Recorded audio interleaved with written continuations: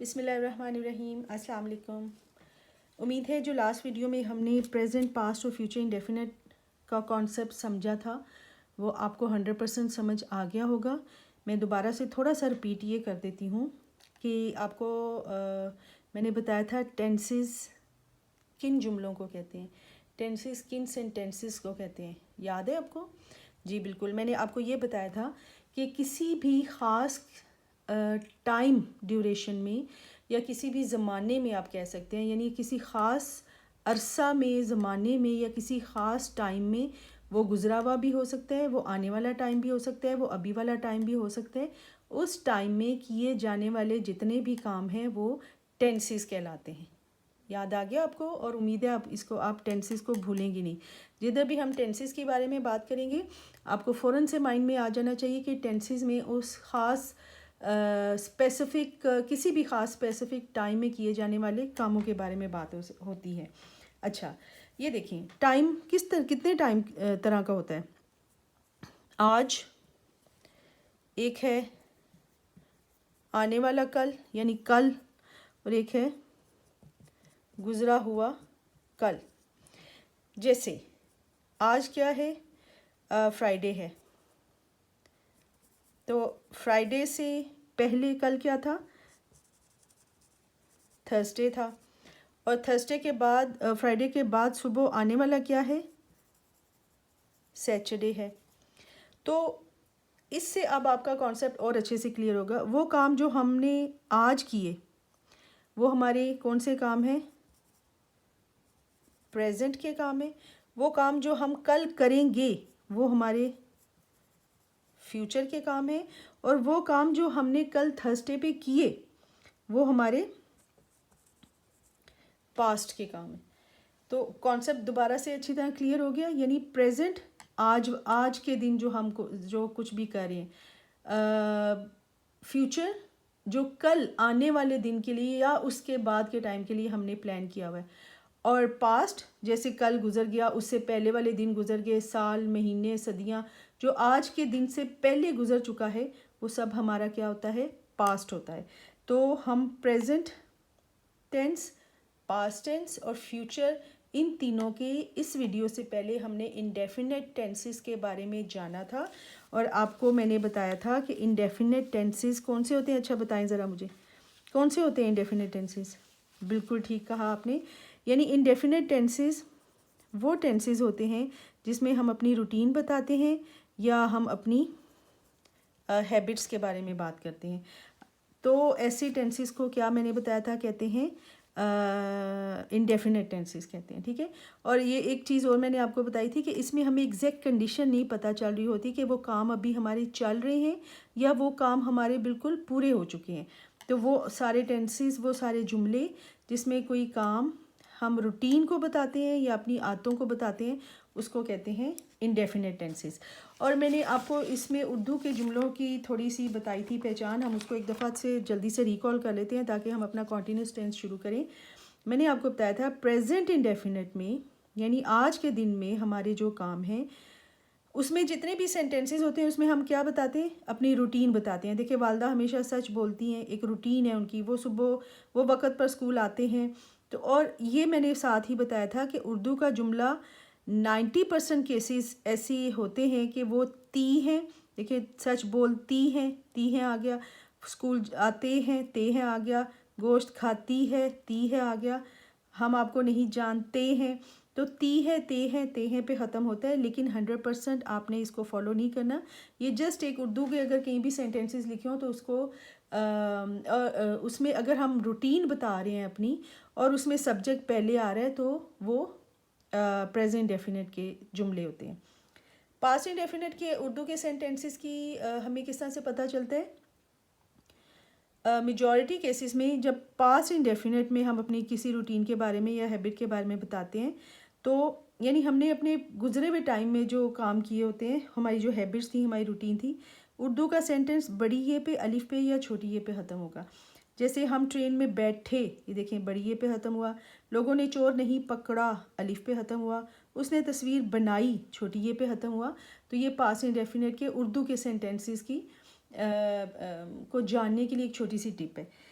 इस तरह future indefinite यानी ऐसे काम जो हमने प्लान किए होते हैं, जो हमने अपने आने वाले टाइम में करने होते हैं, तो वो किस पे ख़त्म होते हैं? उर्दू का सेंटेंस गा गे गी पे ख़त्म होते हैं। ये मैच हार जाएंगे, मैं आज तकरीर करूँगी, वो मेरा हुक्म मानेगा।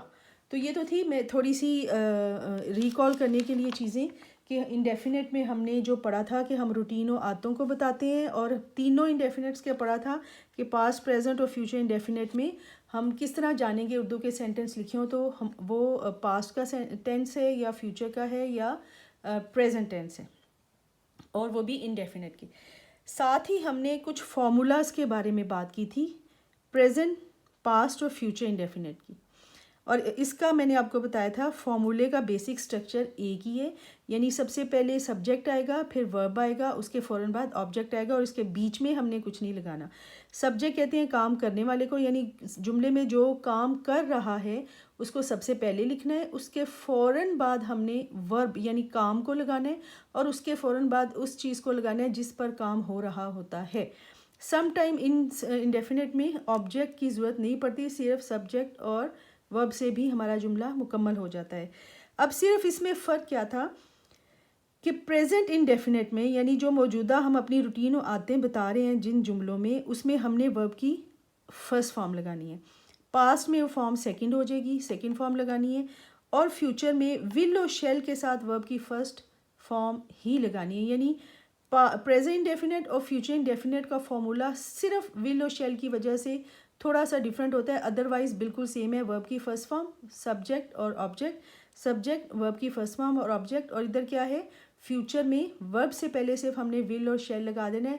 शेल हमने आई और वी के साथ लगाना है, बाकी सब के साथ हमने विल का इस्तेमाल करना है। इन सर्टन केसेस में जब हमारे लिए काम 100% कंपलसरी हो, जब हमारे पास किसी किस्म की कोई चॉइस ना हो कि हम ये काम बाद में करेंगे या ऐसे, हमने हर हाल में जब वो करना ही होता है, तो फिर हम आई और वी के साथ विल लगाते हैं और बाकी सब के साथ अपोजिट हो जाते हैं। He, she, it, you, they, there, them के साथ शेल लगता है।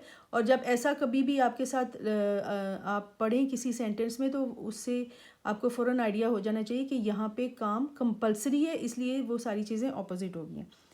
तो आज जो हम टेंस पढ़ने जा रहे हैं वो है present continuous, past continuous, future continuous. Present आपको मैंने बता दिया आज, पास्ट आज से पहले वाले जितने भी दिन हैं वो दिन हो सकता है, हफ्ते हो सकते हैं, साल हो सकते हैं, सदियां हो सकती हैं, और फ्यूचर आज के बाद जितने भी आने वाले, कल का दिन हो सकता है, परसों हो सकता है, एक महीने बाद हो सकता है, साल बाद हो सकता है, तो वो सारे टाइमिंग में काम जो करें वो क्या होंगे, फ्यूचर। अच्छा जी, अब इंडेफिनिट और फ्यूचर में फ़र्क क्या है? फ़र्क साफ है, कॉन्टीन्यूस लफ्ज़ से ही फ़र्क साफ है। जैसे देखिए अभी मैं आपसे बात कर रही हूँ, अभी ये वीडियो ख़त्म नहीं हुई, ये जब मैं कंप्लीट कर लूँगी तो फिर वो मेरा काम ख़त्म होगा, यानी अभी काम मेरा क्या है, जारी है। अभी मैं काम आपसे बात करने वाला कर रही हूँ। तो ऐसे जुमले जिसमें कोई भी काम अभी हो रहा होता है या माजी में हो रहा था या फ्यूचर में हो रहा होगा, तो वो कॉन्टीन्यूस जुमले कहलाते हैं। और उसका फॉर्मूला जो है वो ये होता है कि सब्जेक्ट के बाद, जैसे हमने यहाँ पे सब्जेक्ट के बाद तो फ़ौरन वर्ब लगा दिया, फ्यूचर में विल शेल लगा दिया, इधर क्या करना है, सब्जेक्ट के बाद हमने हेल्पिंग वर्ब्स लगाने हैं। हेल्पिंग वर्ब्स कौन से होते हैं? जो वर्ब की मदद के लिए इस्तेमाल होते हैं। क्यों होते हैं? क्योंकि काम कंटिन्यू होता है ना, ख़त्म नहीं हो रहा होता, तो उसमें वर्ब की हेल्प के लिए हमने कुछ हेल्पिंग वर्ब्स लगाने हैं। जैसे प्रेजेंट कॉन्टीन्यूस में हेल्पिंग वर्ब होते हैं इज़, एम, आर। इसका मतलब है एम का मतलब है हूँ, आर का मतलब है हैं। पास्ट में वॉज और वर, फ्यूचर में विल बी और शेल बी जो हैं वर्ब से पहले हेल्पिंग वर्ब के तौर पर इस्तेमाल होंगे। अच्छा जी, इज़ जैसे कि ज़ाहिर है कि हमेशा एक बंदे के लिए इस्तेमाल होता है, यानी वो काम कर रहा है, ही इज़ डूइंग वर्क। मैं काम कर रहा हूँ, आई एम डूइंग वर्क। वो काम कर रहे हैं, दे आर डूइंग वर्क। तो प्लूरल के लिए आर, या दो से ज़्यादा लोग काम कर रहे हो तो आर। आई के साथ हमेशा एम आएगा, ये ऑलवेज़ आपने याद रखना है। एम किसी और के साथ कभी नहीं आता, ये हमेशा हमने किसके साथ इस्तेमाल करना है, जब हम अपने बारे में बात करेंगे तो हम एम का इस्तेमाल करेंगे। इसी तरह पास्ट में जब एक बंदा होगा तो फिर आपने वॉज लगाना है, और ज़्यादा होंगे तो फिर आपने वर लगाना है। लेकिन एक और चीज़, वर को हमने यू के साथ भी लगाना है, लेकिन आई के साथ नहीं लगाना। फ्यूचर कॉन्टिन्यूस में हमने विल बी या शेल बी वर्ब से पहले लगाना है। और इसमें चेंज किया है कि यहाँ पे देखिए, हमने डायरेक्ट वर्ब की फर्स्ट फॉर्म, सेकंड फॉर्म और थर्ड फॉर्म बोला था।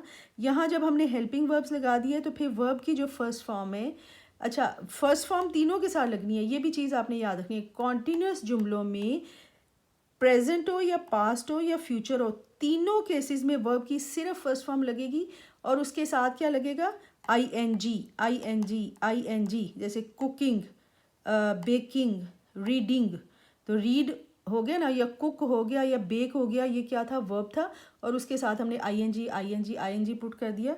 यानी आई एन जी का मतलब क्या है, रहा है, या रही थी, या रहा होगा। जारी होने वाले जो वर्ड का मीनिंग है, रहा हूँ, रहे हैं, रही थी, रहे थे, रहा होगा, रही होगी, तो उसके लिए क्या लफ्ज़ यूज़ करते हैं हम, वर्ब के साथ आई एन जी का इस्तेमाल करते हैं, और फिर उसके बाद ऑब्जेक्ट इस्तेमाल करते हैं। उम्मीद है आपको फॉर्मूला समझ आ गया होगा। ये मैंने आपकी थोड़ी सी कॉन्सेप्ट समझने में आसानी के लिए ये सारी चीज़ें आपको बताई हैं, ताकि जब मैं आपको मज़ीद आगे चीज़ें क्लियर करती जाऊँ तो आपको किसी किस्म की मुश्किल ना हो। कॉन्टीन्यूस मतलब रहा है, ये प्रेजेंट में आएगा, रहे हैं या रही है। पास्ट में आएगा रहा था या रहे थे या रही थी भी हो सकता है। तो थी से ज़्यादा लोग शो हो रहे हैं, रहे थे से ज़्यादा लोग शो हो रहे हैं। रहा था या रही थी लिखें तो एक होगा। फिर रहा होगा या रहे होंगे या रही होंगी, इस तरह के लफ्ज़ जो हैं, यानी रहा, रही, ये वर्ड आएंगे कॉन्टीन्यूस के सेंटेंसेस में। और रहा का मतलब क्या है, आई एन जी का इस्तेमाल करना है। रहा का मतलब क्या है, आई एन जी का इस्तेमाल करना है। इज़ आएगा तो हमने, है आएगा तो इज़ लगाना है, है आएगा तो हमने आर लगाना है। यहाँ पे भी है आया तो हम इज़ लगाएंगे, था आ गया तो हम वॉज लगा देंगे, थे आ गया तो हम वर लगा देंगे। यहाँ पे भी हमारा वर लगेगा। यहाँ पे विल बी, या अगर यहाँ मैं अपने बारे में बात करूँ तो फिर हम क्या लगाएंगे, शेल बी का इस्तेमाल करेंगे। किन सेंटेंसेस में, बिल्कुल ठीक है आपने, कॉन्टीन्यूस सेंटेंसेस में, जिसको आज हम पढ़ने के लिए जा रहे हैं। ठीक हो गया। अच्छा जी, सबसे पहले हम बात कर लेते हैं प्रेजेंट कॉन्टीन्यूस टेंस की, यानी वो काम जो हम अभी कर रहे हैं और वो अभी कॉन्टिन्यू है, वो ख़त्म नहीं हुए, यानी काम अभी ख़त्म नहीं हुआ, हो रहा है। फॉर्मूला अभी मैंने आपको बताया, सब्जेक्ट, उसके फ़ौरन बाद हमने हेल्पिंग वर्ब लगाने हैं। प्रेजेंट के हेल्पिंग वर्ब हैं इज़, एम, आर। फिर वर्ब लगाना है, और वर्ब के साथ हमने आई एन जी मस्ट लगाना है, जिसका काम है कि काम अभी जारी है। और फिर हमने ऑब्जेक्ट लगाना है। अच्छा जी, इसके भी सेम 4 तरह के सेंटेंसेस होते हैं। पहले पॉजिटिव होते हैं, या इसको हम अफर्मेटिव भी कहते हैं। जैसे मैं लिख रहा हूँ, आई, तो आई के बाद, आई के साथ हमेशा हेल्पिंग वर्ब एम आएगा। जिधर भी आई लगाओ हेल्पिंग वर्ब एम आएगा। मैं लिख रहा हूँ, देखिए काम जारी है। आई एम राइटिंग, राइट था वर्ब, और उसके साथ हमने लगा दिया आई एन जी, तो हमारा काम अभी क्या नज़र आ रहा है, इसमें कॉन्टिन्यू है। तुम लिख रहे हो, यू के साथ हमेशा आर लगेगा। यू आर राइटिंग, वर्ब के साथ आई एन जी। मैं नहीं लिख रहा हूँ, आई एम नॉट राइटिंग, नहीं की इंग्लिश नॉट आ जाएगी यहाँ पे।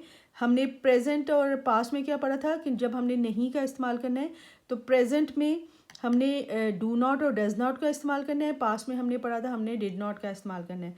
तो यहाँ पे हमने हेल्पिंग वर्ब जब इज़, एम, आर लगा दिया तो वही हमारे नहीं या क्या के मीनिंग देंगे। जैसे तुम नहीं लिख रहे हो, यू आर नॉट राइटिंग। अब ये आ गया सवालिया, ये हमारा नेगेटिव था, पॉजिटिव। अब सवालिया जुमले हम कैसे बनाएंगे, हेल्पिंग वर्ब को हम सेंटेंस के शुरू में ले आएंगे। क्या मैं लिख रहा हूँ, एम आई राइटिंग, इसका क्या था, मैं लिख रहा हूँ, आई एम राइटिंग। तो अब मैंने बोला क्या मैं लिख रहा हूँ, तो एम किधर आ गया, सेंटेंस के बाहर आ गया, एम आई राइटिंग। क्या तुम लिख रहे हो, आर तुम लिख रहे हो, यू आर राइटिंग। क्या तुम लिख रहे हो, आर यू राइटिंग, आर बाहर आ गया। क्या मैं नहीं लिख रहा हूँ, एम आई के बाद आएगा नॉट राइटिंग। क्या तुम नहीं लिख रहे हो, आर यू नॉट राइटिंग। ये था हमारा प्रेजेंट कॉन्टीन्यूस, जिसमें हमने हेल्पिंग वर्ब इस्तेमाल करने हैं इज़, एम, आर और वर्ब की फर्स्ट फॉर्म के साथ आईएनजी। और इज़, एम, आर ही जुमले के जब हम बाहर ले आएंगे तो वो हमारे क्वेश्चन वाले वर्ड बन जाएंगे, सवालिया जुमले बन जाएंगे। लेकिन वर्ब की कौन सी फॉर्म लगेगी? सिर्फ और सिर्फ फर्स्ट लगेगी। कॉन्टीन्यूस जुमले में वर्ब की फॉर्म किसी सूरत भी चेंज नहीं होती। अब आ जाते हैं अपने पास्ट कॉन्टीन्यूस। पास्ट कॉन्टीन्यूस यानी हमारे माजी में जो काम जारी थे उनके बारे में बात करते हैं। बिल्कुल सेम फार्मूला है, subject helping verb, verb ING. अब सिर्फ फ़र्क किधर आएगा? हेल्पिंग वर्ब वहाँ प्रेजेंट में थे इज़, एम, आर, और पास्ट में हो जाएंगे वॉज और वर। वॉज का मतलब होता है था, वर का मतलब होता है थे या थी, यानी ज़्यादा के लिए हम यूज़ करते हैं। मैं लिख रहा था, उसमें मैंने आपको बोला मैं लिख रहा हूँ, आई एम राइटिंग। अब मैं लिख रहा था यानी गुजरे हुए टाइम की बात हो रही है, तो आई के बाद क्या लग गया? Was, I was writing. मैं लिख रहा हूँ, आई एम राइटिंग। मैं लिख रहा था, आई वॉज राइटिंग। समझ आ गई आपको? अच्छा जी, तुम लिख रहे थे, यू वर राइटिंग। उधर हमने बोला था तुम लिख रहे हो, यू आर राइटिंग। लिख रहे हो अभी हो रहा है, आर था। अब लिख रहे थे पुरानी बात हो गई, तो क्या हो गया? वर हो गया। यू के साथ हमेशा आपने वर लगाने, ये याद रखना है आपने। मैं नहीं लिख रहा था, I was not writing. Was के बाद नॉट आएगा। तुम नहीं लिख रहे थे, यू वर नॉट राइटिंग। क्या मैं लिख रहा था? देखिए, आई वॉज राइटिंग, क्या मैं लिख रहा था, वॉज किधर आ गया? जुमले के बाहर आ गया। तो जुमले के बाहर जब हम हेल्पिंग वर्ब को कॉन्टीन्यूस जुमलों में लेके आएंगे तो वो हमारे क्या का मीनिंग देगा? वॉज आई राइटिंग, क्या तुम लिख रहे थे? वर यू राइटिंग, क्या मैं नहीं लिख रहा था? वॉज आई नॉट राइटिंग, क्या तुम नहीं लिख रहे थे? Were you not writing. उम्मीद है आपको पास्ट और प्रेजेंट कॉन्टीन्यूस में हेल्पिंग वर्ब की चेंज के साथ कॉन्सेप्ट समझ आ गया होगा। यानी इसमें कि हमने क्या लगाना है? सब्जेक्ट, काम करने वाले के फ़ौरन बाद हेल्पिंग वर्ब लगाने हैं, और उसके बाद हमने वर्ब की फॉर्म फर्स्ट लगानी है और साथ आईएनजी लगा देनी है, और एंड में हमने ऑब्जेक्ट लगा देना है। ठीक हो गया? अब बात कर लेते हैं फ्यूचर कॉन्टीन्यूस टेंस की। और ये हम तीनों टेंस इकट्ठे इसलिए करें कि सेम फार्मूला है। हमारा कॉन्सेप्ट अच्छे से क्लियर हो जाएगा अगर हम तीनों चीज़ें एक जैसी साथ लेके चलेंगे। फ्यूचर का मतलब होता है मुस्तकबिल, यानी आने वाले टाइम के बारे में बात हो रही है, आने वाले टाइम के अंदर किए जाने वाले कामों के बारे में बात होगी। Same formula, subject helping verb, verb ING object. कौन से टेंसेस में? कॉन्टीन्यूस टेंसेस में। ठीक है। अच्छा जी, प्रेजेंट में दोबारा से रिपीट कर दूं, हेल्पिंग वर्ब था इज, एम, आर। पास्ट में वो हो गया वॉज और वर। फ्यूचर में क्या हो गया? विल बी और शेल बी, क्योंकि इसमें हमने आने वाले टाइम में किए जाने वाले कामों के बारे में बात करनी है। मैं लिख रहा हूँगा, यानी मैं फ्यूचर का बता रही हूँ कि मैं लिख रहा हूँगा या मैं लिख रही हूँगी, तो क्या होगा? आई शैल बी राइटिंग। जब अपने बारे में बात करें तो आई हमेशा यूज़ करना है, और आई के साथ क्या आएगा? शेल। तो आई शैल बी, कॉन्टीन्यूस जुमलों में हमने विल बी और शेल बी का इस्तेमाल करना है। I shall be writing, verb की फर्स्ट फॉर्म के साथ आईएनजी। तुम लिख रहे होगे, you will be writing. You के साथ विल आ गया। शेल सिर्फ आई वी के साथ आएगा, अभी मैंने आपको बताया। मैं नहीं लिख रहा हूँगा, नेगेटिव आ गया, जुमला नहीं का इस्तेमाल आ गया, तो नॉट का इस्तेमाल। आई शैल, यानी विल बी और शैल बी के दरमियान में हमने नॉट का इस्तेमाल करना है। I shall not be writing, you will not be writing. क्या मैं लिख रहा हूँगा? अब विल और शैल को, जैसे प्रेजेंट में हमने इज़, एम, आर को जुमले के शुरू में ले आए, पास्ट में हमने वॉज और वर को जुमले के स्टार्ट में ले आए, तो हमारा सवालिया जुमला बन गया। तो फ्यूचर में हम शेल और विल को सेंटेंस के बाहर ले आएंगे, तो हमारा क्वेश्चन वाला सेंटेंस बन जाएगा। क्या मैं लिख रहा हूँ? मैं लिख रहा हूँ, आई शैल बी राइटिंग। क्या मैं लिख रहा हूँ? शैल आई बी राइटिंग। क्या तुम लिख रहे होगे? Will you B writing. क्या मैं नहीं लिख रहा हूँगा? शैल आई नॉट बी राइटिंग। क्या तुम नहीं लिख रहे होगे? Will you not be writing. तो ये तो थे हमारे तीनों कॉन्टीन्यूस टेंसेस। उम्मीद है आपको कॉन्टीन्यूस टेंसेस का कॉन्सेप्ट समझ आ गया होगा। यानी कॉन्टीन्यूस टेंसेस कौन से हैं? जिसमें काम जारी होता है। ठीक है, जारी का मतलब क्या है? कंटिन्यू होता है, यानी ख़त्म नहीं होता, अभी हो रहा होता है। और इसमें हमने वर्ब की फर्स्ट फॉर्म के साथ क्या करना है?